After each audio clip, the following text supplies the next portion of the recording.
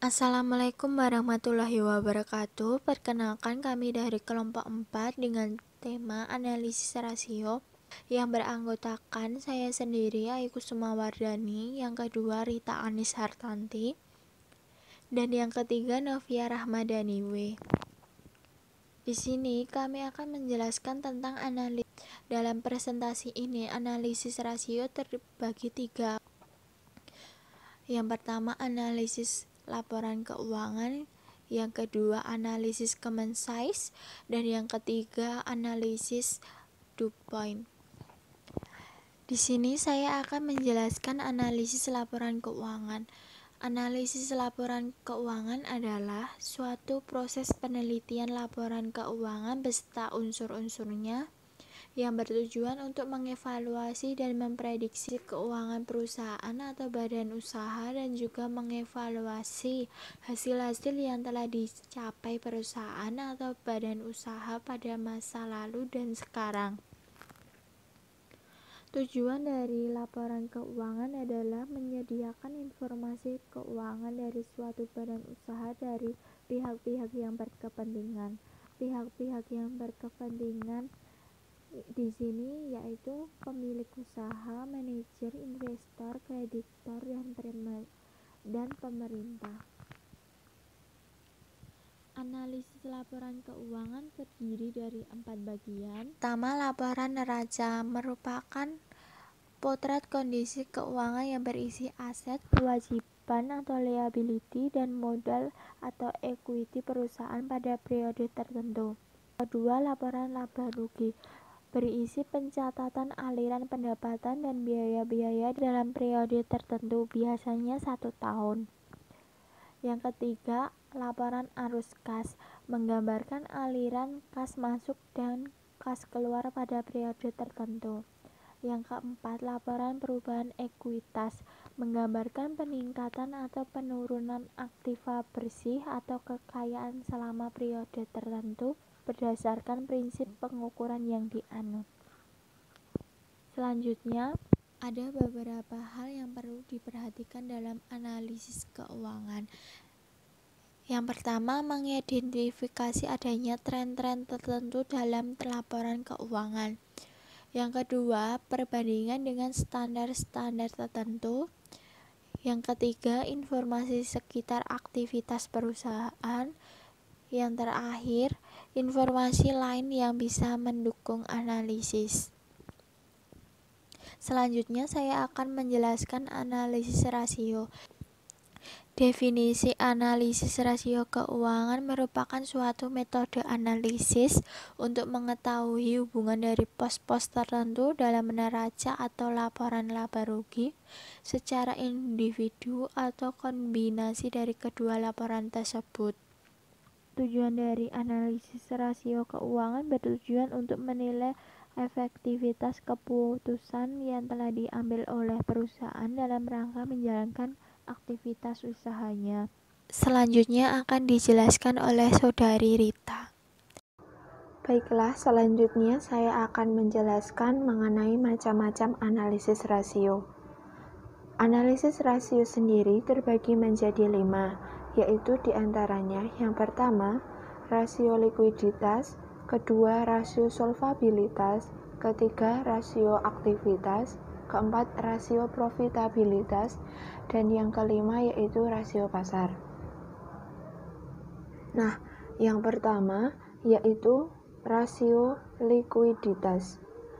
Rasio likuiditas yaitu rasio untuk mengukur kemampuan suatu perusahaan dalam memenuhi kewajiban jangka pendeknya.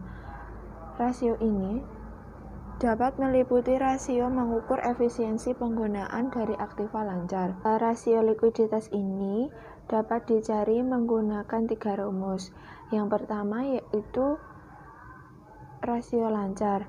Rasio lancar yaitu rasio yang digunakan untuk mengukur besarnya aktiva lancar yang dapat digunakan untuk menjamin seluruh hutang atau kewajiban jangka pendek dari perusahaan, yang dapat dihitung dengan melalui aktiva lancar dibagi kewajiban lancar dikali 100%.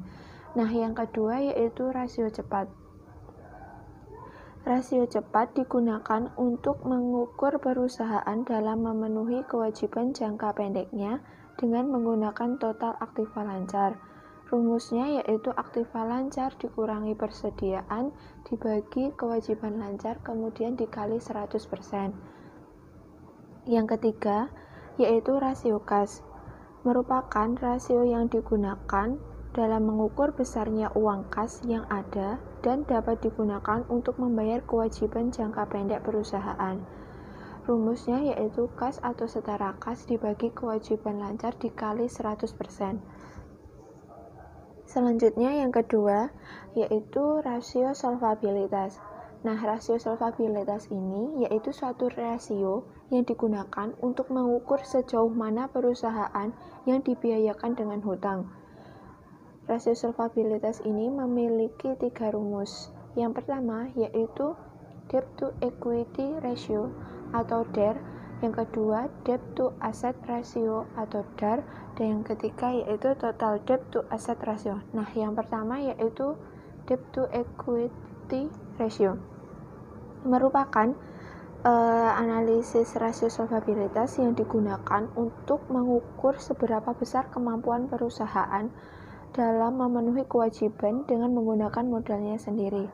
Dapat dihitung menggunakan rumus total hutang dibagi total ekuitas dikali 100%. Nah, yang kedua yaitu debt to asset ratio atau DAR, yaitu rasio yang digunakan untuk mengukur perbandingan antara total hutang dengan total aktiva.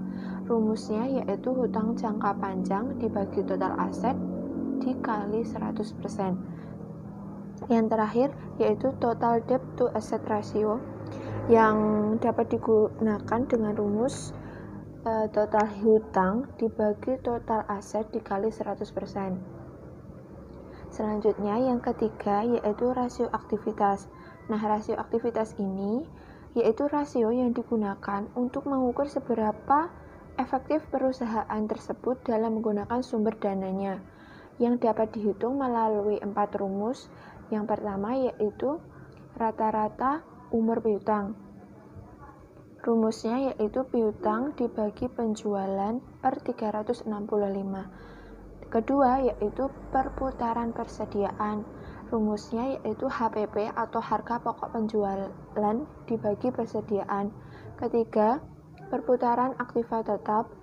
Rumusnya yaitu penjualan dibagi total aktiva tetap. Dan yang terakhir yaitu perputaran total aktiva dengan rumus penjualan dibagi total aktiva. Yang keempat yaitu rasio profitabilitas. Nah, rasio profitabilitas ini digunakan untuk mengukur kemampuan perusahaan dalam menghasilkan laba, yang memiliki 3 rumus. Yang pertama, return on equity atau ROE, yaitu rasio yang digunakan untuk mengukur besarnya laba bersih sesudah pajak yang dihasilkan dengan modal sendiri. Rumusnya yaitu laba bersih setelah pajak dibagi total ekuitas kemudian dikali 100%. Kedua, yaitu return on asset atau ROA. ROA ini yaitu pengukuran kemampuan perusahaan dalam menghasilkan keuntungan dengan jumlah aktiva yang tersedia dalam perusahaan. Rumusnya yaitu laba bersih sebelum pajak dibagi total aset kemudian dikali 100%. Nah, yang ketiga ini merupakan return on investment atau ROI. ROI ini yaitu rasio yang digunakan untuk mengukur kemampuan perusahaan dalam menghasilkan keuntungan dengan jumlah keseluruhan aktiva yang tersedia dalam perusahaan itu sendiri. Nah, rumusnya yaitu laba bersih setelah pajak dibagi total aktiva kemudian dikali 100%. Yang terakhir, yang kelima, yaitu rasio pasar. Rasio pasar yaitu rasio untuk mengukur harga pasar relatif terhadap nilai buku.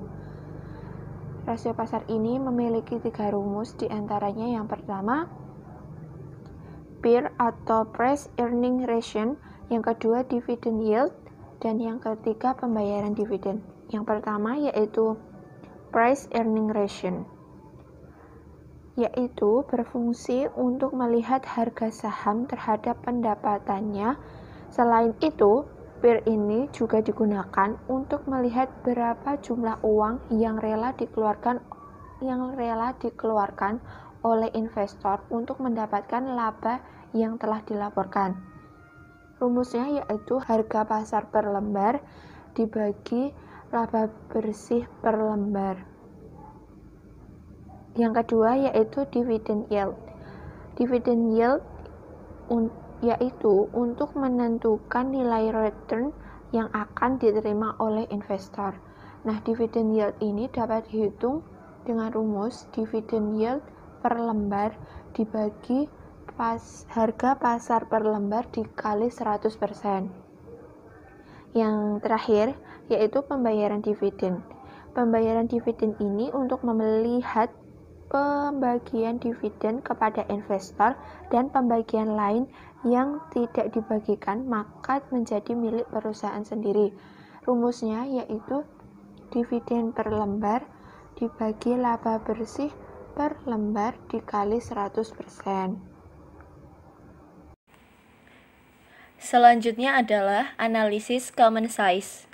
Analisis common size ialah analisis yang disusun dengan jalan menghitung tiap-tiap rekening dalam laporan laba rugi dan neraca yang menjadi proporsi dari total penjualan untuk laporan laba rugi atau dari total aktiva untuk neraca. Cara semacam ini memudahkan pembacaan data-data keuangan untuk beberapa periode atau untuk mencari tren tertentu. Selanjutnya adalah analisis DuPont. Analisis DuPont adalah rumus yang menunjukkan tingkat pengembalian aktiva yang dapat diperoleh dari perkalian margin laba bersih atau net profit margin dengan perputaran total aset. Analisis DuPont berusaha mengembangkan analisis rasio dengan memisahkan faktor-faktor yang mempengaruhi ROA ke dalam profit margin dan perputaran aktiva. Analisis ini bisa ditambah dengan memasukkan analisis leverage untuk melihat pengaruhnya terhadap ROE. Analisis ini mengembangkan analisis rasio dengan memisahkan faktor-faktor yang mempengaruhi ROA ke dalam profit margin dan perputaran aktiva. Biasanya, ROA menggunakan rumus ROA sama dengan profit margin dikali perputaran aktiva. Selanjutnya adalah keunggulan dan kelemahan analisis DuPont. Keunggulannya yang pertama, salah satu teknik analisis keuangan yang sifatnya lebih menyeluruh. Kedua, dapat melakukan perbandingan efisiensi penggunaan modal kerja perusahaan satu dengan perusahaan sejenis. 3. Digunakan sebagai ukuran profitabilitas dari masing-masing produk yang dihasilkan. 4. Digunakan sebagai ukuran efisiensi tindakan yang dilakukan oleh divisi. Kelemahannya, yang pertama, ROI perusahaan satu dengan perusahaan yang sejenis sulit dibandingkan. Kedua, adanya fluktuasi nilai daya belinya. Yang ketiga, menggunakan ROI saja tidak dapat mengandalkan perbandingan dua masalah. Sekian presentasi dari kelompok 4. Terima kasih.